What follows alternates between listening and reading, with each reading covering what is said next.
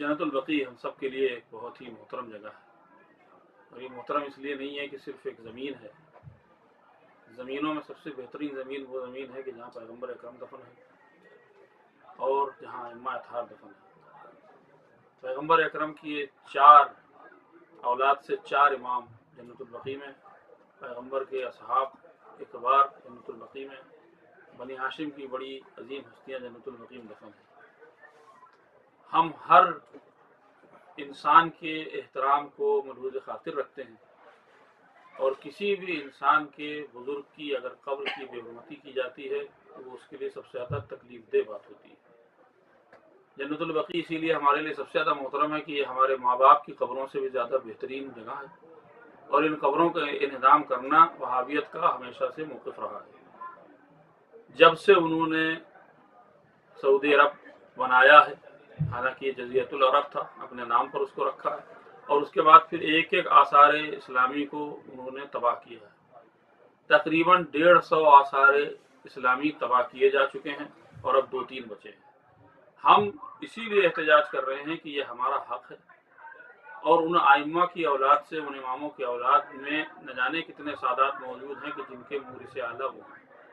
अगर उनकी कब्रों के साथ बेहुरमती की जाए या किसी भी पाक जगह की बेहुरमती की जाए तो ये बिल्कुल नाकाबिल कबूल है। ये हमारा हक़ है कि हम एहतजाज करें और हम हमेशा एहतजाज करते रहेंगे। हम किसी से दबते नहीं हैं और किसी से डरते नहीं हैं।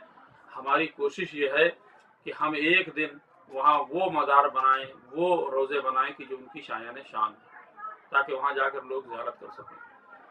वहाबियत ने पूरी दुनिया को हमेशा एक टेररिज्म और दहशत गर्दी के अलावा कुछ और दिया नहीं है। दहशत पूरी जगह, पूरी दुनिया में, चाहे वो अफ्रीका हो, चाहे एशिया हो, चाहे यूरोप हो, चाहे अमेरिका हो, हर जगह उन्होंने पूरे तौर पर अपनी दहशत गर्दी को फैला रखा है। किसी भी मुल्क में सुकून नहीं है सिर्फ इन वहाबियों की वजह से, इन तकफीरियों की वजह से, जो कब्रों का एहतराम नहीं करते। जो लोग वहाँ ज़ियारत करने के लिए जाते हैं उनसे वो कहते हैं कि इस कब्र में कुछ नहीं है, लेकिन इन्हीं के मानने वाले जब हुज्र इब्न अदी की कब्र को खोदते हैं तो खुद साबित करते हैं कि कब्र में कुछ ज़रूर है। अगर कब्र में कुछ नहीं है तो परेशान होने की ज़रूरत नहीं थी, और अगर कब्र में कुछ है तो फिर हमें एहतराम करने की ज़रूरत है। इसलिए हमारा एहतजाज है उन दुश्मनान दीन से जिन्होंने पैगंबर के अजीज़ और अकारिब और दिलबंदों के कब्रों को मुनहदिम किया है, उनके ऊपर रोज़ों को मुनहदिम किया है, जहाँ ज़ियारत से हमको रोका जाता है, जहाँ ज़ियारत पढ़ने नहीं दिया जाता है, जहाँ पर हमें अपने अमाल बजा लाने की इजाज़त नहीं दी जाती है। हम मजम्मत करते हैं इस हुकूमत की सऊदी, और हमेशा करते रहेंगे। हमें कोई इसमें डर नहीं है। ये आज के यजीद और मुआविया हैं कि जिन्होंने पूरी दुनिया में शर और फसाद फैला रखा है। अगर इनकी हुकूमत बरकरार रहेगी तो दुनिया में शर रहेगा। हम अल्लाह से दुआ करते हैं कि इन जालिमीन की हुकूमत हमेशा के लिए तबाह हो जाए, ताकि दुनिया में सुकून और इत्मीनान हो जाए। क्योंकि इनसे पहले जब टर्की की हुकूमत थी और तुर्क हुकूमत कर रहे थे तो उन्होंने इन मुबारक जगहों का इंतजाम नहीं किया था। अभी कुछ दिन पहले खबर थी कि ये चाहते हैं कि पैगंबर की कब्र का भी इंतजाम करके पैगंबर की मैयत को वहाँ से मुंतकिल करके एक गैर मारूफ जगह पर दफन कर दिया जाए।